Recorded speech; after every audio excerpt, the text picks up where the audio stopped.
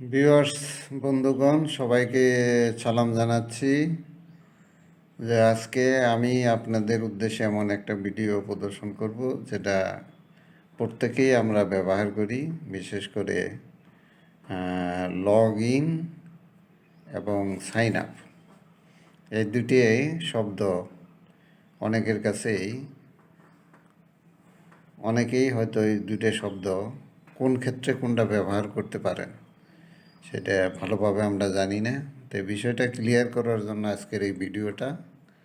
তো শেষ পর্যন্ত ভিডিওটা দেখেন এবং আমার চ্যানেলটি সাবস্ক্রাইব করবেন। চলুন দেখা যাক ভিডিওটি।